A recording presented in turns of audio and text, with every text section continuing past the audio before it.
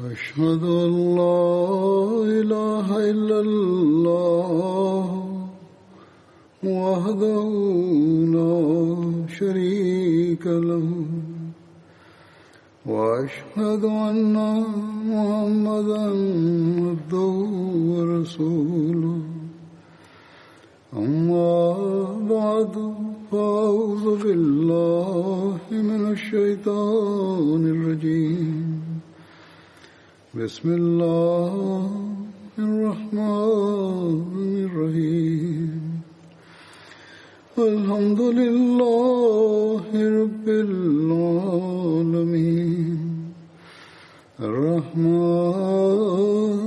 الرحيم مالك يوم الدين إياك نعبد وإياك نستعين اهدنا الصراط المستقيم صراط الذين أنعمت عليهم غير المغضوب عليهم ولا الضالين.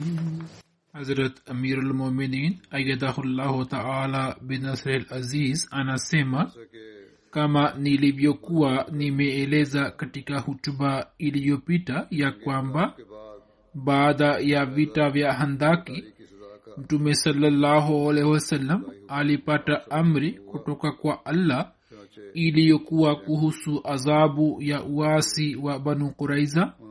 Hivyo vita ikapiganwa pamoja nao, kisha Banu Quraiza wakasitisha vita na wakaonesha maridhiano kuhusu Saad kwamba awe hakimu wao. Hazrat Saad akahukumia. Al-Muslih Maud radhiyallahu anhu akieleza kumbukumbu za vita hiyo anasema, baada ya siku 20 Waislamu walipata utulivu kidogo, lakini swala la Banu Quraiza lilikuwa bado halijatatuliwa. Uasi wao haukuwa wenye kuachwa hivi hivi. Mtume sallallahu alaihi wasallam mara baada ya kurejea kutoka vita akawaambia maswahaba zake ya kwamba msipumzike nyumbani, bali kabla ya jioni mufikie ngome za Banu Quraiza. Kisha akamtuma Hazrat Ali kwa Banu Quraiza ili awaulize ya kwamba kwa nini wamekwenda kinyume cha mkataba na wamefanya uasi. Banu Quraiza badala ya kujuta na kuomba msamaha au kuomba radhi, wakaanza kuwafukia Hazrat Ali na wenzake na wakaanza kuwatukana Mtume sallallahu alaihi wasallam na wanawake wa familia yake, na wakasema hatumjui Muhammad ni nani wala hatuna mkataba wowote pamoja naye. Hazrat Ali akarejea na jibu hilo. Wakati huo Mtume sallallahu alaihi wasallam pamoja na maswahaba zake alikuwa anaelekea ngome za Mayahudi.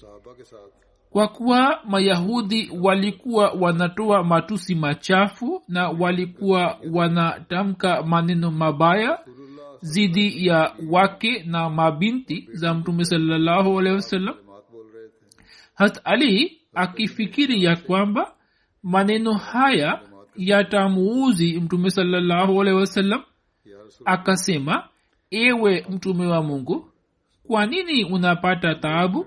Sisi kwa ajili ya vita hii tunatosha, wewe urudi tu. Mtume sallallahu alaihi wasallam akasema, najua ya kwamba watu hawa wananitukana na wewe hupendi ili niyasikilize matusi yao. Hazrat Ali akasema, ndiyo ewe Mtume wa Allah, hilo ndilo jambo.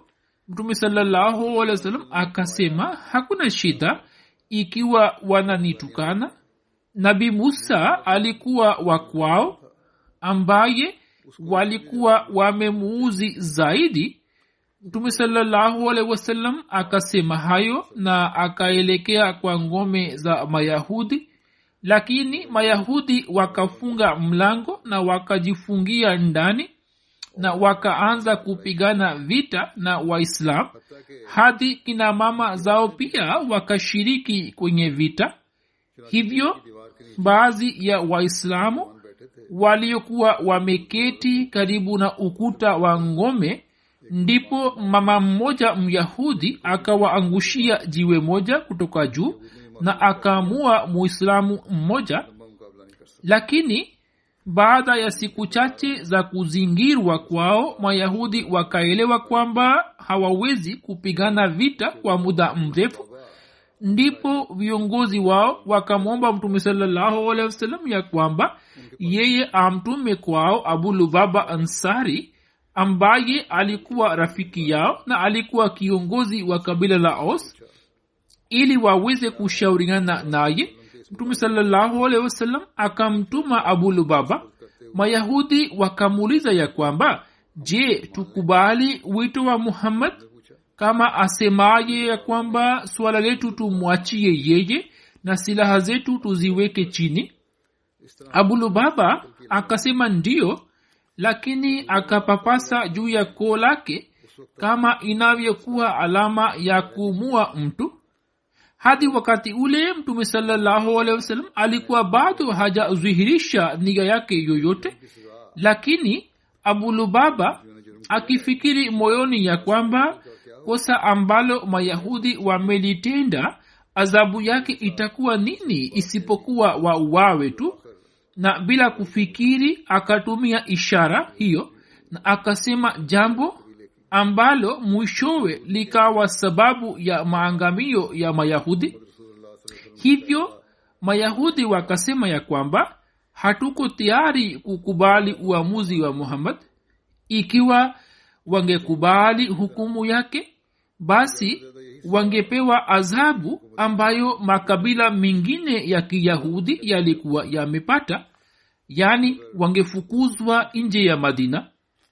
Lakini ilikuwa bahati mbaya kwao waliposema kwamba sisi hatuko tayari kupokea hukumu ya Muhammad, bali tutakubali hukumu ya mkuu wa kabila la Aus ambalo tuna uhusiano nalo, ambaye alikuwa Saad bin Muaz, na uamuzi wowote atakao utoa tutaukubali. Wakati huo mayahudi wakahitilafiana wenyewe kwa wenyewe. Baadhi yao wakasema kaumu yetu imefanya uasi na jambo hilo liko wazi, na kutokana na mwenendo wa Waislamu pia imethibitika kwamba dini yao ni dini ya kweli. Hivyo watu hawa wakaacha dini ya Kiyahudi na wakaingia katika Islam. Mtu mmoja Amr bin Sauda, ambaye alikuwa miongoni mwa viongozi wa kabila, akailaumu kaumu yake na akasema ya kwamba nini mmesaliti na mmevunja mkataba, sasa musilimu au mukubali kutoa jizya. Mayahudi wakamwambia, sisi hatutasilimu wala hatutoa jizya, na ni vyema tu kwamba tuuawe. Kisha mtu huyo akawaambia, basi sawa, mimi sihusiki nani na sipo pamoja nani. Na akasema hayo na akatoka nje ya ngome. Alipokuwa anatoka nje ya ngome, Muhammad bin Maslama ambaye alikuwa kiongozi wa kikosi cha Waislam akamwona na akamuuliza, wewe ni nani? Ye akasema, mimi ni fulani. Hapo Muhammad bin Maslama akasema, Allahumma la tahrimni iqalata asaratil kiram, ya kwamba wewe nenda kwa amani. Kisha akamwomba Mwenyezi Mungu kwa kusema kwamba, ewe Mungu nijalie ili nisikose matendo mema ya kusitiri makosa ya watu wema. Yani mtu huyo kwa kuwa amejihisi majuto juu ya matendo yake na pia amejuta juu ya matendo ya kaumu yake, basi kihulka huu ni wajibu wetu kwamba tumsamehe, na ndiyo sababu sikumkamata na nikamruhusu aondoke. Na ewe Mungu uendelee kunijalia kufanya matendo mema ya namna hii. Huzur anasema yeye alikuwa hana nia yoyote ya kufanya zulma. Mtume sallallahu alaihi wasallam akapata taarifa ya tukio hilo. Mtume sallallahu alaihi wasallam hakumlaumu Muhammad bin Maslama wala hakumhoji ya kwamba kwa nini ulimwacha na kwa nini hukumkamata, bali akampongeza na akasema kwamba umefanya vizuri. Khalifa mtukufu anasema kwamba matukio hayo yalikuwa ya mtu mmoja mmoja tu, wa ila Banu Quraiza kama kaumu moja wakaendelea kugoma, ijapokuwa walikuwepo watu wachache ambao walikuwa wamehitilafiana na uamuzi wa Banu Quraiza na walikuwa na nia ya kufunga mkataba mpya na Waislamu na kukubali ushauri wa Waislamu, lakini matukio hayo yalikuwa ya mtu mmoja mmoja tu. Kaumu kama kaumu wakaendelea kugoma na hawakukubali Mtume sallallahu alaihi wasallam awe hakimu wao, na pamoja na kumkataa Mtume sallallahu alaihi wasallam kuwa hakimu, wakasisitiza kwamba Saad atoe uamuzi wetu. Hawakupenda kukubali uamuzi wa Mtume sallallahu alaihi wasallam wala hawakutaka kwamba awe hakimu wao, bali wakasema kwamba Saad atatuhukumia. Mtume sallallahu alaihi wasallam pia akakubali wito huo. Saad radhiyallahu anhu ambaye alikuwa amejeruhiwa katika vita na akajulishwa ya kwamba Banu Quraiza wanataka uamuzi wako, hivyo njoo ukaamue. Tangazo hilo lilipotangazwa, watu wa kabila la Aus ambao walikuwa na uhusiano wa zamani na Banu Quraiza wakamkimbilia Saad na wakaanza kumshawishi wakisema kwamba kwa kuwa Khazraj imeendelea kuwaokoa Mayahudi wenzao kutoka adhabu, hivyo wewe pia leo utoe uamuzi wako katika haki ya kabila hilo. Saad kwa sababu ya majeraha yake akapanda kipando na akaelekea kwa Banu Quraiza, na watu wa kaumu yake walikuwa wanakimbia kulia na kushoto kwake na walikuwa wanamsisitiza Saad wakisema kwamba ebu uangalie usije ukatoa hukumu zidi ya Banu Quraiza.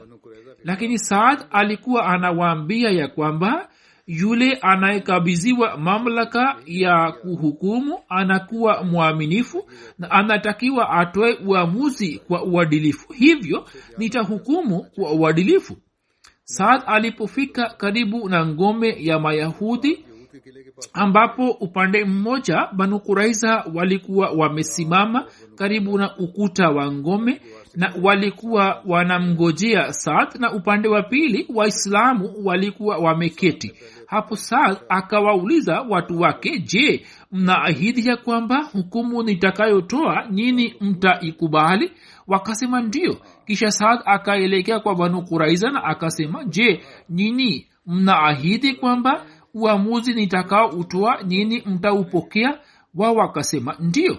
Kisha akajisikia haya na macho yake yakawa chini, akaashiria pale Mtume sallallahu alaihi wasallam alipokuwa ameketi na akasema, watu waliokaa upande huu, je, wanaahidi? Yani alikuwa anajisikia haya, lakini kwa kuwa alikuwa ameteuliwa kuwa hakimu, hivyo ilikuwa jambo la lazima kwamba angemuuliza Mtume sallallahu alaihi wasallam. Basi akamuuliza Mtume sallallahu alaihi wasallam kwa heshima na taazima kubwa kwamba, je, wewe pia unaahidi?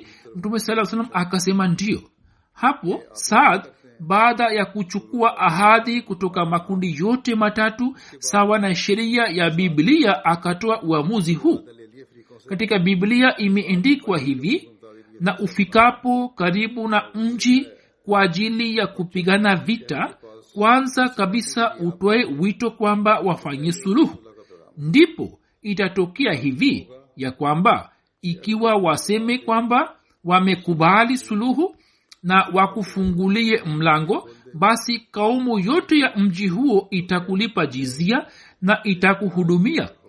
na ikiwa wasifanye suluhu bali wapigane vita pamoja nawe, basi wazingire, na Mungu ambaye ni Mungu wako akikujalia ushindi, basi umue kila mwanamume wa huko kwa upanga, isipokuwa kina mama na watoto na wanyama, na kila kitu kilichopo katika mji ule ukichukue kwa ajili yako, na mali hizo za maadui zako ambazo Mungu wako amekupa uzile.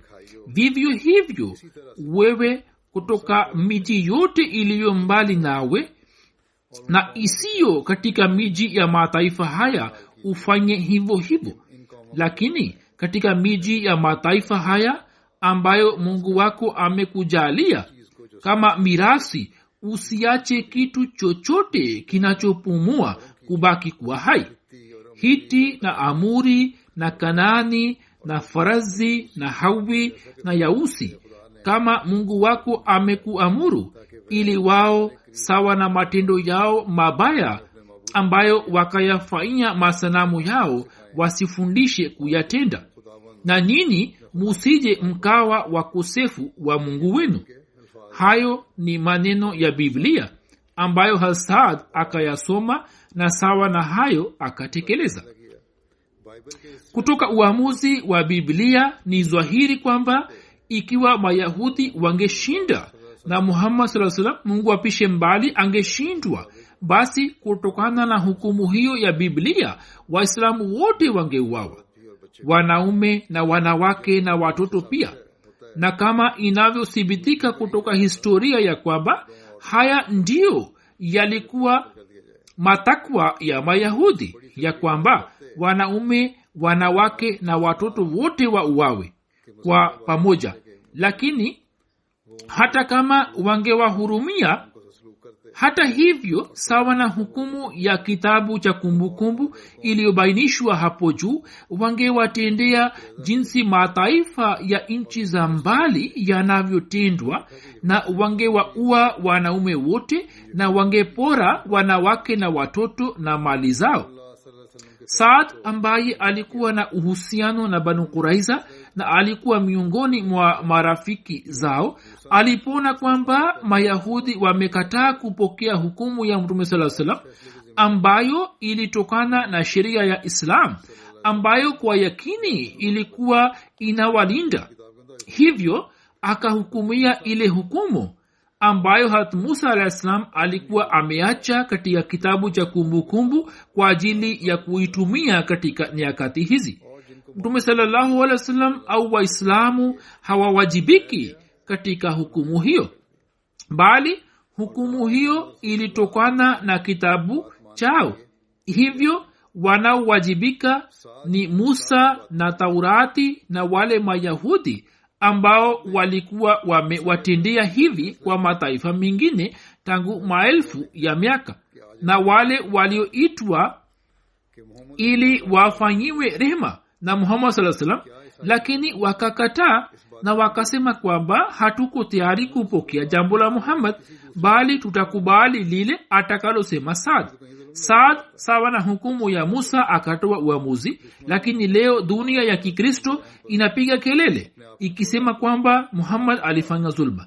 Je, waandishi wa Kristo hawatafakari ya kwamba kwa nini Muhammad hakufanya zulma katika nyakati zingine?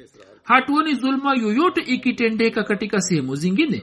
Mara 100 maadui wakajiacha juu ya rehema ya Muhammad, na kila mara Muhammad akawasamehe. Hii ni nafasi ya kipekee ambapo maadui wakasisitiza kwamba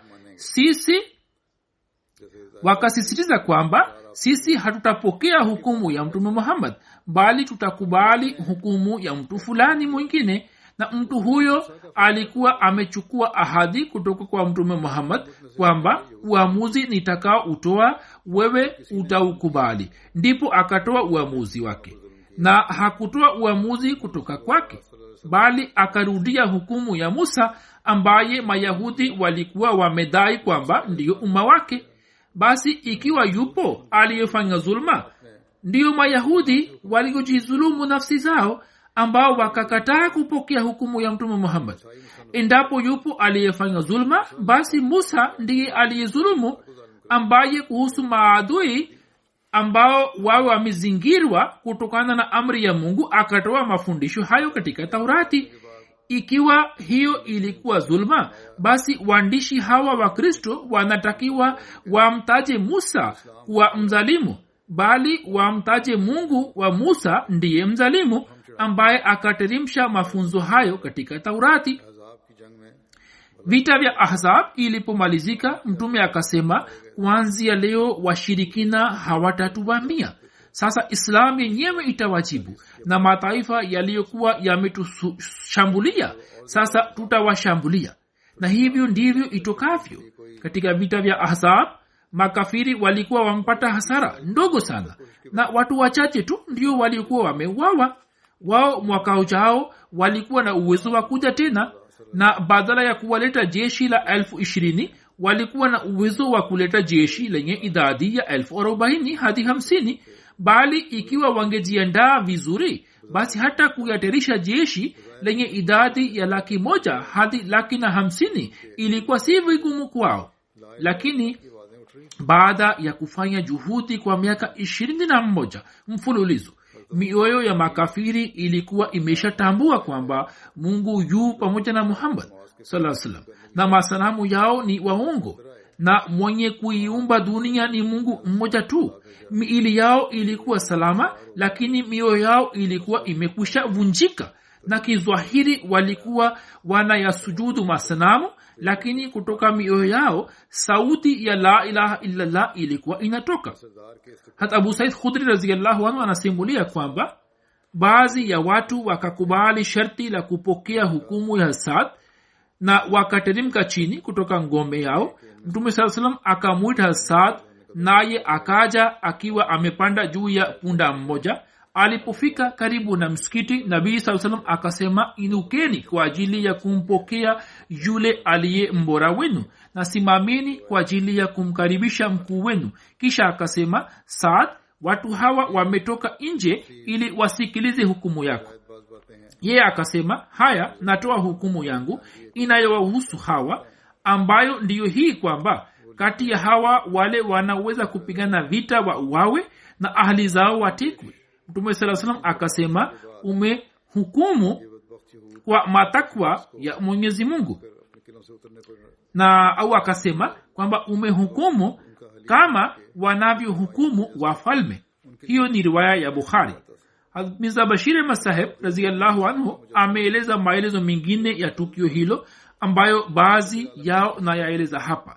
Yeye kuhusiana na Banu Quraiza akaandika, mwishowe baada ya kuzingirwa kwa siku 30, Mayahudi hawa wenye bahati mbaya wakamkubali mtu mmoja awe hakimu, na wakashuka chini, ambaye licha ya kuwa na uhusiano wake pamoja nao kwa sababu ya matendo yao alikuwa hana huruma yoyote moyoni mwake, na ambaye alikuwa mwenye kuzingatia sana kanuni na uadilifu, lakini moyoni mwake alikuwa hana upole na huruma kama Mtume Muhammad sallallahu alaihi wasallam alivyokuwa nao moyoni mwake. Maelezo yake ndiyo haya ya kwamba kabila la Aus lilikuwa na uhusiano wa zamani na Banu Quraiza, na katika zama zile mkuu wa kabila hilo alikuwa Saad bin Muaz, ambaye alikuwa amejeruhiwa katika vita vya Handaki, na kwa sasa alikuwa anapata matibabu katika ua wa misikiti. Banu Quraiza kwa kufikiri kwamba uhusiano huo ni wa zamani pamoja na Aus, wakasema kwamba sisi tunamkubali Saad bin Muaz awe hakimu wetu, na hukumu yoyote atakayotutolea tutaikubali. Lakini walikwepo baadhi ya Mayahudi ambao hawakuchukulia uamuzi wao wa kitaifa kuwa sahihi, na walikuwa wanajiamini ndio wakosefu, na moyoni walikuwa wameshakubali ukweli wa Islam. Miongoni mwa hawa watu wachache ambao idadi yao inaelezwa kuwa 3 wakakubali Islam. Alikuwepo mtu mwingine ambaye hakusilimu, lakini kwa sababu ya uasi wa watu wake akajuta kiasi hiki ya kwamba pale banu kuraiza walipoamua kupigana vita pamoja na mtume, yeye akaondoka akisema kwamba watu wa kaumu yangu wamemsaliti Muhammad, hivyo siwezi kushiriki katika usaliti huo. Lakini watu wengine wa kaumu yake wakaendelea kubaki juu ya nia yao na wakasisitiza ili Saad awe hakimu wao. Mtume sallallahu alaihi wasallam akakubali, kisha akawatuma baadhi ya maanswar ili wamlete Saad. Saad akaja. Huko njiani baadhi ya watu wa kabila la Aus wakamshawishi na wakamwomba mara kwa mara wakisema kwamba Banu Quraiza tuna mahusiano nao, hivyo uwajali, na kama vile kabila la Khazraj lilivyokuwa limewatendea kabila la Banu Qainuqa kwa upole na huruma, wewe pia uwatendee kwa huruma na usiwape adhabu kali. Saad bin Muaz akaendelea kusikiliza kwa ukimya, lakini pale waliposisitiza sana ndipo Saad akasema, huu ni wakati ambapo Saad katika kusimamisha haki na uadilifu hatajali lawama ya mwenye kumlaumu. Wakasikia jibu lake na wakanyamaza.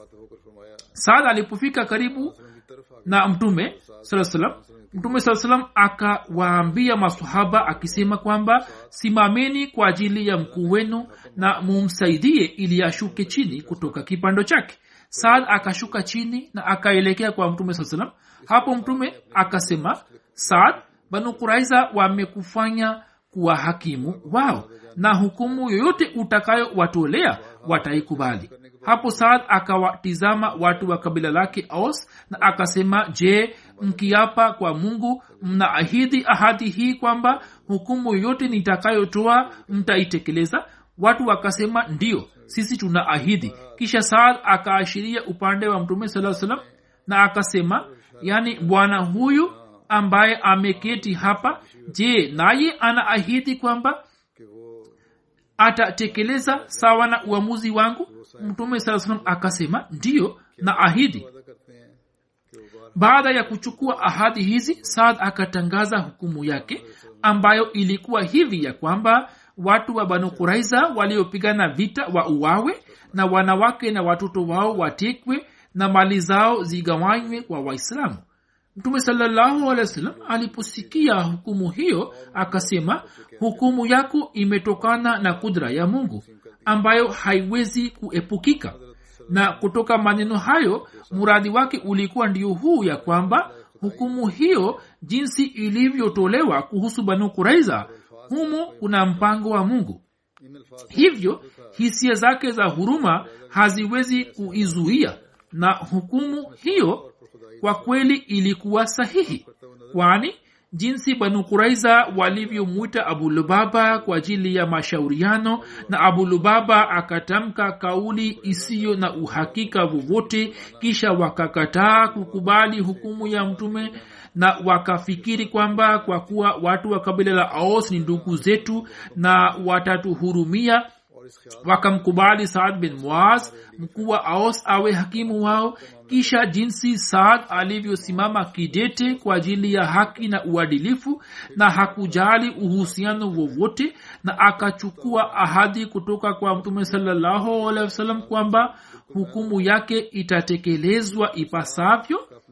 Mambo hayo yote hayawezi kutokea yenyewe, na kwa yakini chini yake kulikuwa na mpango wa Mungu ambao ulikuwa umefanya kazi yake, na hukumu hiyo ilikuwa hukumu ya Mungu na sio hukumu ya Saad. Hamza Bashir Ahmad Saheb anaandika ya kwamba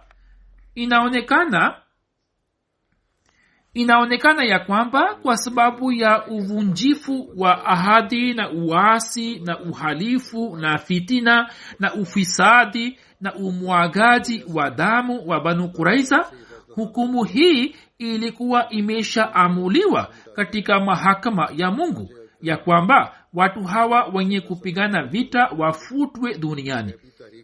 Hivyo mwanzoni jinsi Mtume sallallahu alaihi wasallam alivyojulishwa na Mwenyezi Mungu kwa njia ya ruya kuhusu vita hiyo, pia inaonyesha ya kwamba mpango huu ulitokana na kudra ya Mungu, lakini Mwenyezi Mungu hakupenda kwamba hukumu hiyo itolewe na mtume wake. Hivyo yeye kwa kutumia njia mbalimbali za ndani kwa ndani akamweka mtume sallallahu alaihi wasallam akae pembeni tu, na kwa kumpitia Saad bin Muaz akatangaza hukumu hiyo na akamfanya atoe hukumu kwa namna ambavyo mtume sallallahu alaihi wasallam asiweze kuingilia kati, kwani alikuwa ameshaahidi ya kwamba kwa vyovyote vile atafuata hukumu yake. Kisha kwa kuwa athari ya hukumu hiyo ilikuwa haikumwathiri peke yake, bali ilikuwa imeleta athari kwa Waislamu wote, hivyo mtume sallallahu alaihi wasallam hakutaka kubadilisha hukumu hiyo kwa rai yake, hata kama iwe yenye kuelekea rehema na huruma kiasi gani. Huo ndio ulikuwa ule mwelekeo wa Mungu ambao kutokana na kupata nguvu yake mtume sallallahu alaihi wasallam akatamka mara moja, kad hakamta bihukumillahi, yani ewe Saad, hukumu hiyo inaonekana ndiyo mpango wa Mungu ambao hakuna awezaye kubadilisha. Mtume sallallahu alaihi wasallam akasema maneno hayo na akainuka kwa ukimya na akaelekea mjini. Wakati huo moyo wake ulikuwa umehuzunika, ukifikiri kwamba kaumu moja ambayo alikuwa na matumaini makubwa kwamba wataamini kwa sababu ya maasi yao wamekosa imani na wamepata ghadhabu ya Mungu. Na labda katika muda huo alikuwa amesema maneno yaliyojaa masikitiko makubwa ya kwamba ikiwa miongoni mwa Mayahudi wangeniamini watu 10 tu walio wakubwa, basi nilikuwa na matumaini kutoka kwa Allah ya kwamba kaumu yao nzima itaniamini na itajiokoa na adhabu ya Mungu. Mtume sallallahu alaihi wasallam alipotoka akatoa amri ya kwamba wanaume na wanawake na watoto watenganishwe. Hivyo makundi mawili yakaletwa Madina na watawekwa katika nyumba 2 tofauti, na sawa na amri ya mtume maswahaba ambao wengi wao walikuwa hawajala wakawaletea Banu Quraiza matunda mengi, na imeandikwa kwamba Mayahudi usiku kucha wakaendelea kula yale matunda. Siku ijayo wakati wa asubuhi ndio ulikuwa muda wa kutekeleza hukumu ya Saad bin Muaz. Mtume sallallahu alaihi wasallam akawateua watu wachache kwa ajili ya kumaliza kazi hii, na mwenyewe pia akaketi karibu na sehemu ile ili katika utekelezaji, endapo linatokea jambo fulani ambalo linahitaji mwongozo wake, basi bila kusita aweze kutoa mwongozo. Ikiwa akipokea ombi la msamaha wa mkosefu fulani kutoka mtu yeyote, basi aweze kutoa uamuzi wake, kwani kwa kuwa hukumu iliyotolewa na Saad ilikuwa haiwezekani kukata rufaa, lakini mtume sallallahu alaihi wasallam akiwa mfalme au mwenyekiti wa demokrasia alikuwa na mamlaka ya kusikiliza ombi la msamaha la mtu yeyote. Pia kutokana na rehema yake akatoa amri ya kwamba wakosefu wa uwawe wakiwa mmoja mmoja, yani wakati wa kuumua mmoja wengine wasiwepo kule. Hivyo kila mkosefu akaletwa katika muda wake, na sawa na hukumu ya Saad bin Muaz wakauawa. Kuhusiana na tukio la Banu Quraiza, baadhi ya wanahistoria wasiokuwa Waislamu kwa kutumia njia isiyofaa kabisa wanamshambulia zidi ya Mtume sallallahu alaihi wasallam, na kwa sababu ya kuwaua Mayahudi 400, Mungu apishe mbali, wanamtaja kuwa mfalme aliyemjeuri na mzalimu. Lakini mhakiki wetu mmoja amehakiki, na sawa na utafiti wake idadi yao ilikuwa 16 au 7, lakini bado kazi hiyo inahitaji uchunguzi zaidi. Wengine wameandika kuwa idadi yao ilikuwa 100, wengine wakasema 400, wengine wameandika zaidi, wengine wameandika 1900, wengine wameandika 1000, wengine wamesema ni 900. Na kwa kuwa idadi kamili haijulikani, hivyo swala hilo linaweza kujadiliwa. Lakini hata kama walikuwa 400, msingi wa shutuma hii ni ubaguzi wa dini ambao tunapoizungumzia islam na mwanzilishi wake sallallahu alaihi wasallam, wanahistoria wengi waliolelewa chini ya mwanga wa kimagharibi hawakuweza kujiepusha na ubaguzi huo, na ndio wanaoleta shutuma. Katika kuwajibu kwa shutuma hiyo, Mirza Bashir Ahmad Sahib anasema, la kwanza tukumbuke ya kwamba hukumu inayowahusu Banu Quraiza na ndiyo inayotajwa kuwa hukumu ya kizulma ilikuwa uamuzi wa Saad bin Muaz, na kamwe isiyokuwa na Mtume sallallahu alaihi wasallam. Na pale ilipokuwa si hukumu yake, sasa kwa sababu yake yeye hawezi kulaumiwa.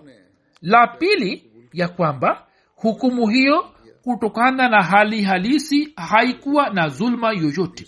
La tatu, kwa sababu ya ile ahadi ambayo Saad kabla hajatangaza hukumu yake alikuwa amechukua kutoka kwa Mtume sallallahu alaihi wasallam, Mtume sallallahu alaihi wasallam alikuwa amelazimika kuifuata. La nne, wakosefu wenyewe wakakubali hukumu hiyo wala hawakuipinga na wakaichukulia kama mpango wa Mungu. Hivyo katika hali hiyo Mtume sallallahu alaihi wasallam hakuwa na haja ya kuingilia kati, na baada ya kuona hukumu hiyo ya Saad, kazi yake iliyokuwa imebaki ilikuwa ya kutekeleza ipasavyo hukumu hiyo chini ya nizamu ya serikali yake. Na imekwisha elezwa ya kwamba Mtume sallallahu alaihi wasallam jinsi alivyotekeleza bila shaka inaweza kuchukuliwa kama mfano bora wa rehema na huruma yake. Yani watu hawa kabla ya kupata adhabu yao waliokaa katika mahabusu, Mtume sallallahu alaihi wasallam akawaandalia malazi na chakula kizuri, na pale hukumu ya Saad ilipoanza kutekelezwa, Mtume sallallahu alaihi wasallam akatumia njia ambayo haikuwa yenye kuwataabisha sana wakosefu. Yani kwanza, kwa kuzingatia hisia zao, Mtume sallallahu alaihi wasallam akatoa amri ya kwamba wakati wa mauaji ya mkosefu mmoja, mkosaji mwingine asiwepo mbele yake. Bali historia inatuambia ya kwamba watu waliokuwa wanaletwa katika uwanja wa mauaji hadi wakati ule walikuwa hawakujua kwamba tunapelekwa wapi, hadi walipokuwa wakifikia mahala pa kuuawa kwao. Pamoja na hayo, mtu yeyote aliyeleta ombi la msamaha wake mbele ya Mtume sasa akalikubali mara moja, na pamoja na kuwasamehe pia akatoa amri kuhusu wake na watoto kwamba wasamehewe na mali yake pia irudishwe. Zaidi ya hayo, je, mhalifu anaweza kutendwa kwa huruma na kwa rehema? Basi kuhusiana na tukio la Banu Quraiza, Mtume sallallahu alaihi wasallam hawezi kushutumiwa kabisa, bali haki ndiyo hii ya kwamba tukio hilo linathibitisha wazi hulka bora za Mtume sallallahu alaihi wasallam na maandalizi mazuri na rehema na huruma aliyokuwa nayo moyoni mwake.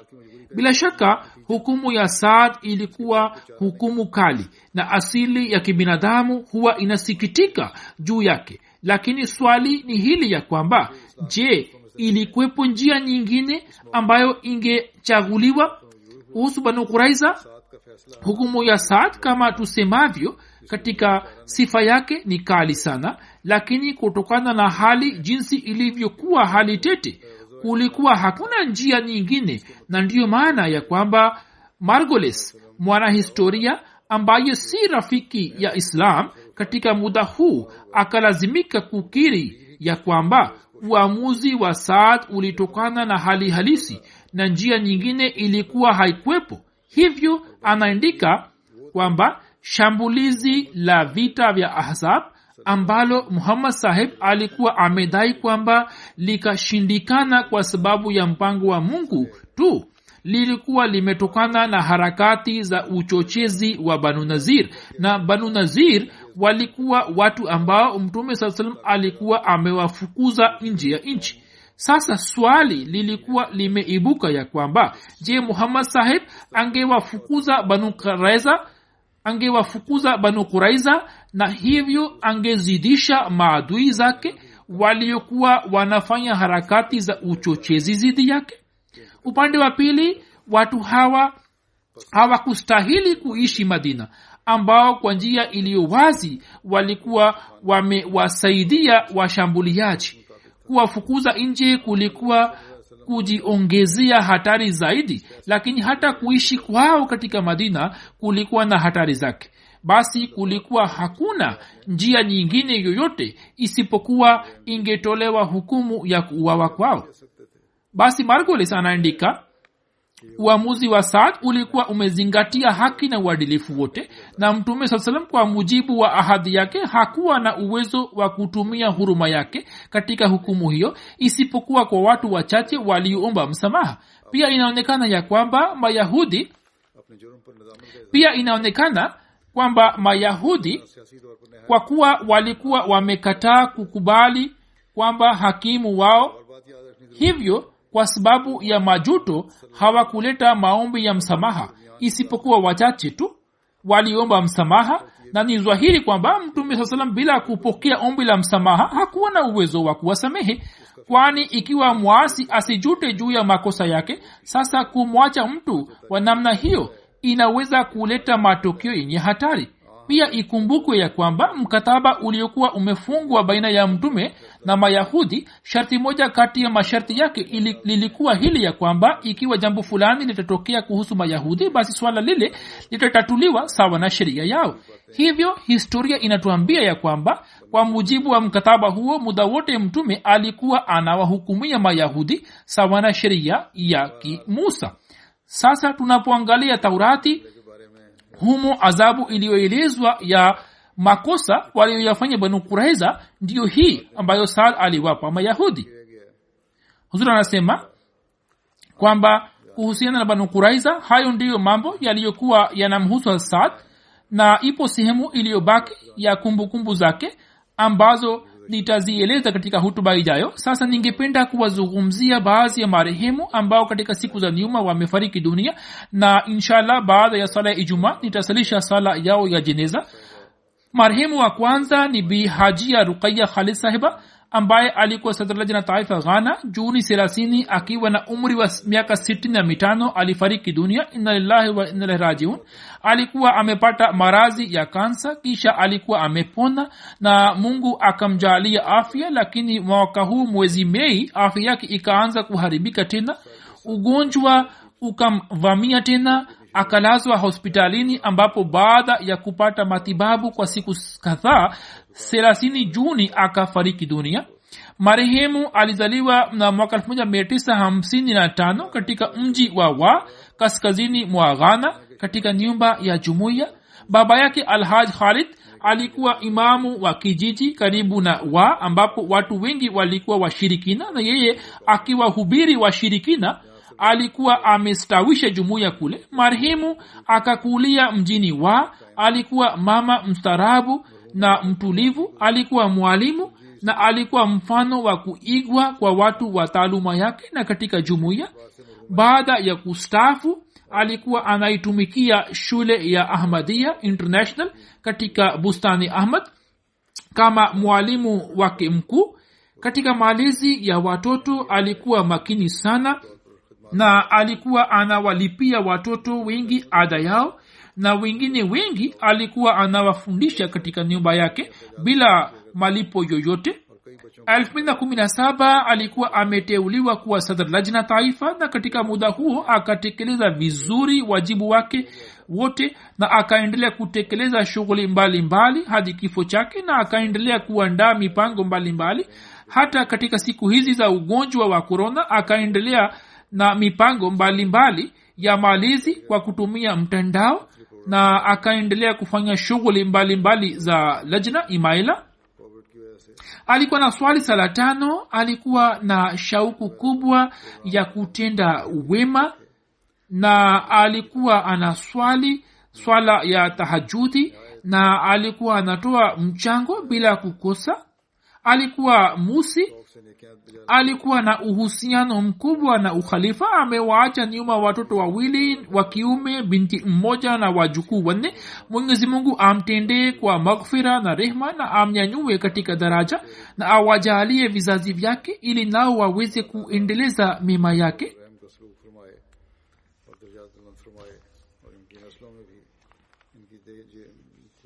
jeneza ya pili nitakayosalisha ni ya Bi Safia Begum sahiba, mke wa Sheikh Mubarak Ahmad sahib, mbashiri wa zamani wa Afrika, Uingereza na Marekani. Marehemu akiwa na umri wa miaka 93, Juni 27 alifariki dunia. Inna lillahi wa inna ilaihi rajiun. Mama huyo alizaliwa kwa Hazrat Qazi Abdul Salam Bhatti na Bi Mubaraka Begum sahiba mwezi wa Oktoba mwaka 1926. Alikuwa mjukuu wa Hazrat Qazi Abdurrahim sahib, sahaba wa Masihi Maud alayhi salam, na kitukuu wa Hazrat Qazi Ziauddin sahib. Mama huyo alikuwa na sifa nyingi na mwenye kufanya mambo mengi. Alikuwa na mapenzi makubwa na ukhalifa, na sifa hiyo ya upendo akaizalisha katika watoto na wajukuu zake. Marehemu alikuwa musi. Mama huyo alikuwa mke wa pili wa Sheikh Mubarak sahib na alikuwa na watoto kutoka mume wake wa kwanza. Mume wake wa kwanza alikuwa anaitwa Nasir Ahmad Bhatti. Mama huyo kwa unyofu wote akamsaidia mume wake bwana Sheikh Mubarak Ahmad sahib katika shughuli mbalimbali za jumuiya katika nchi mbalimbali. Amewaacha nyuma binti mmoja wa mke wa kwanza wa Sheikh sahib na watoto wake ambao ni mabinti wawili na watoto wa kiume 3. Mwanawake mmoja bwana Fahim Ahmad Bhatti anaitumikia jumuiya hapa katika ofisi yetu ya private secretary. Mjukuu mmoja bwana Sabur Bhatti sahib ni mbashiri na anafanya kazi katika ofisi ya Wakalat Tabshir. Mjukuu mmoja Ahmad Fuad Bhatti amejitolea wakfu na anafanya kazi ya mwalimu katika Ahmadiyya College Kanu. Mjukuu mmoja Khaliq Bhatti amemaliza masomo yake na amejitolea wakfu na sasa katika mkoa wa Abdu anaendelea kuitumikia jumuiya. Mjukuu wake mmoja Nabil Bhatti alikuwa ameugua sana miaka 2 iliyopita. Alikuwa na hali mbaya. Marehemu akamwombea sana. Mwenyezi Mungu akamwambia kuhusu uponyo wake na kisha akamponya, lakini bado bwana Nabil ana alama za maradhi yake. Mwenyezi Mungu amjalie uponyo kamili, na maombi aliyokuwa amefanya Bi Safia Mungu ayakubali. Huyo pia ni wakfu. Mungu amjalie awe mtumishi mzuri wa jamaat na awajalie watoto wake nao pia wawe watumishi wa dini. Binti yake Farida Sheikh sahiba anasema mama yetu alikuwa anampenda sana Hazrat Masihi Maud alayhi salam, na muda wote akiashiria upande wa picha yake alikuwa anatuambia kwamba kila kitu tulichokipata tumepata kwa sababu yake na baraka zote zimetokana na yeye. Kisha alikuwa na mahusiano mazuri kwa kina dada wa Afrika na wa Marekani. Alikuwa anawajali sana. Wengi wao walikuwa wanakuja nyumbani na mama alikuwa anaongea nao kwa mapenzi makubwa kana kwamba ni familia yake. Pia binti yake mkubwa Naima Shabir anasema kwamba mama yetu alikuwa mpole mno, mwenye kutupenda na mwenye kufanya subira, na alikuwa anawajali wengine kwa kujizulumu nafsi yake. Alitufundisha tupende ukhalifa na alikuwa anatuambia kwamba tumuindikie khalifa barua za maombi. Alikuwa anasoma maombi mbalimbali ya Sayyidina Ahmad al-Islam kwa ajili ya watoto wake. Alikuwa anawasaidia mayatima na maskini na alikuwa anatoa michango na sadaka mbalimbali bila kukosa. Hazrat Khalifatul Masih Salis rahimahullah ta'ala kwa upendo mkubwa alikuwa amemwozesha kwa Sheikh Mubarak sahib ambaye alikuwa mbashiri wa jumuiya. Mke wake wa kwanza alikuwa amefariki dunia na mume wa mama huyo pia alikuwa amefariki. Wakati wa kufunga ndoa, Huzur rahimahullah ta'ala akamwambia Sheikh sahib ya kwamba mimi nakupatia zawadi moja. Sheikh sahib pia akaitunza sana zawadi hiyo, na zawadi hiyo alikuwa Bi Safia. Sheikh sahib alimjali sana na pia aliwajali wale watoto ambao mama alikuwa amekuja pamoja naye. Mwana wake mkubwa bwana Shamim Bhatti saheb alikuwa anasoma pamoja nami shuleni na katika college, na nimeona ya kwamba Sheikh saheb yani baba yao alikuwa anawajali sana. Lakini hata Bi Safia Begum sahiba vile vile ametekeleza vizuri wajibu wake katika shughuli mbalimbali za jumuiya. Alikuwa anawahudumia wageni na alikuwa anawaombea wanajamaati na alikuwa anawatindia kwa wema wale wabashiri waliokuwa wanafanya kazi ya jamaat chini ya Sheikh saheb na familia zao, na alikuwa anawasaidia sana. Alikuwa anafanya maombi kwa ajili ya wanajumuiya wote.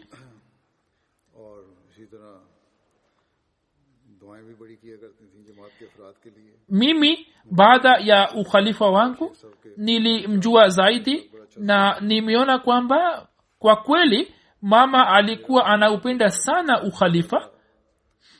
Ni wachache sana ambao wanakuwa na upendo huo. Mungu ampandishe katika daraja na awajalie vizazi vyake nao pia wabaki kuwa watifu kwa jamaat na kwa ukhalifa. Jeneza nyingine ni ya mheshimiwa Ali Ahmad saheb, mwalimu mstaafu marehemu. Juni 18 akiwa na umri wa miaka 86 alifariki dunia. Baba yake Hazmia Allah Tita saheb alikuwa sahaba wa Sayyidina Ahmad al-Islam ambaye mwaka 1903 wakati wa safari ya Hazmasihi al-Islam ya Jehlam alisafiri kutoka kijiji chake kama maili 10-12 kwa miguu na kisha akaja kufanya bayati juu ya mkono wa Sayyidina Ahmad al-Islam. Marehemu mwaka 1965 akajitolea maisha yake wakfu. Kuanzia mwaka 1967 hadi 2008 takriban miaka 41 akaitumikia jumuiya katika majimbo ya Sindh na Punjab. Akawafundisha Qur'ani tukufu kwa mamia ya watoto wa kike na kiume na kina mama na kina baba. Kwa sababu ya juhudi zake za mahubiri, kutokana na maombi yake, watu wengi wakajiunga na jumuiya. Marehemu alikuwa musi. Amewacha nyuma mke na mabinti wawili na watoto wa kiume 3. Mwana wake mmoja Abdul Hadi Tarek ni mbashiri wa Ghana na katika Jamia Ahmadiyya Ghana tangu miaka 7 anaendelea kuitumikia jumuiya kama mwalimu wa jamia. Kutokana na hali ya janga la corona hakuweza kushiriki katika mazishi ya baba yake. Mpwa wake wawili pia ni wabashiri na wajukuu zake 3 wamehifadhi Qur'ani tukufu. Maghfur Ahmad Munib saheb ambaye ni mbashiri wetu na siku hizi anafanya kazi katika makao makuu, anasema kwamba marehemu alikuwa mfano wa kuigwa kwa wabashiri na waalimu. Alikuwa mkimya lakini mwenye kujikita na shughuli zake, mwenye kufanya maombi mengi, mnyenyekevu, mwenye bashasha na kadhalik, na alikuwa ashiki wa ukhalifa. Watoto waliokuwa wanafunzi wa Maulwi saheb leo wamekuwa, lakini hadi leo wanakumbuka upendo na hulka za Maulwi saheb. Mungu amnyanyue katika daraja na awajalie watoto wake ili waweze kuendeleza mema yake. Jeneza inayofuata ni ya Bi Rafika Bibi sahiba, mke wa Bashir Ahmad Dogar saheb wa Adipur Narowal, ambaye tarehe 22 Mei alifariki dunia. Inna lillahi wa inna ilaihi rajiun. Katika familia yake jumuiya ilipatikana kwa kumpitia babu yake Malik Sardar Khan saheb Nambardar, ambaye alikuwa sahaba wa Masihi Maud alayhi wassalam. Mwana wake Bwana Riaz Ahmad Dogar saheb anasema kwamba tangu utotoni nimemwona mama yangu akiwa anaswali sala tano na alikuwa mcha Mungu. Alikuwa amehifadhi sura nyingi. Wakati wa asubuhi alipokuwa anakoroga mtindi alikuwa anasoma sura Taghabun. Alikuwa makini sana katika sala zote tano. Kabla ya kila swala alikuwa akiwasimamisha wajukuu zake pamoja naye ili wapate shauku ya kuswali. Baada ya swala kwa muda mwingi alikuwa anakaa juu ya mswala na alikuwa anafanya tasbih. Pia alikuwa anasoma Qur'ani tukufu kwa sauti ya juu hadi sauti yake ilikuwa inasikika katika nyumba nzima. Alikuwa amehifadhi sura nyingi. Alikuwa anaupenda sana ukhalifa na alikuwa na imani na yakini kubwa juu ya maombi ya khalifa. Alikuwa anawaambia watu kwa fahari kwamba mwana wangu ni mbashiri na wajukuu zangu pia ni wabashiri, na pamoja na kuwakumbuka sana watoto wake alikuwa anasema kwamba hii ni fadhili ya Allah juu yangu, ya kwamba Mungu ameyasambaza matawi yangu katika kona za dunia. Amewaacha nyuma watoto 6 wa kiume na binti mmoja na wajukuu wengi. Mwanawake mmoja Riaz Ahmad Dogar Saheb anaendelea kuitumikia jumuiya nchini Tanzania, naye pia kwa sababu ya hali ya kisasa na kutokana na shughuli zake za kijamaati hakuweza kuenda kushiriki katika sala ya jeneza na mazishi yake. Mwenyezi Mungu amjalie subira. Mjukuu wake mmoja Adil Ahmad Dogar anaendelea kuitumikia jumuiya nchini Pakistan. Mjukuu mmoja Ayaz Ahmad Dogar ni mwanafunzi wa daraja khamisa katika chuo cha wabashiri cha Ghana. Mungu amghufirie, amnyanyue katika daraja, awajalie vizazi vyake kuendeleza mema yake. Pia katika jeneza nitawajumulisha marehemu niliyowataja katika hutuba za nyuma na sikusalisha jeneza yao, ambao ni Nasir Said Saheb, Ghulam Mustafa Saheb, Dr. Taqiyuddin Saheb wa Islamabad na Zulfikar Saheb ambaye alikuwa mbashiri wa Indonesia. Mwenyezi Mungu awarehemu wote na awaghufirie. Zulfikar Saheb Murabbi Indonesia शामिल हैं. अल्लाह ताला इन सब से मग़फ़िरत और रहम का सलूक फरमाए.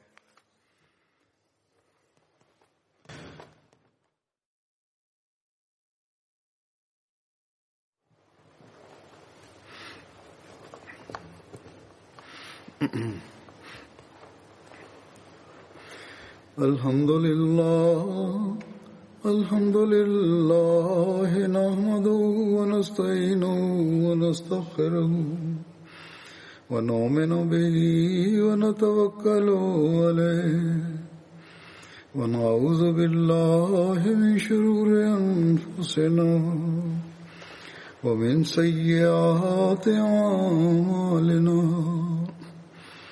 من يهده الله فلا مضل له ومن يضلل فلا هادي له. ونشهد أن لا إله إلا الله ونشهد أن محمدا عبده ورسوله. عباد الله رحمكم الله، إن الله يأمر بالعدل والإحسان وإيتاء ذي القربى وينهى عن الفحشاء والمنكر والبغي يعظكم لعلكم تذكرون. اذكروا الله يذكركم وادعوه يستجب لكم ولذكر الله أكبر.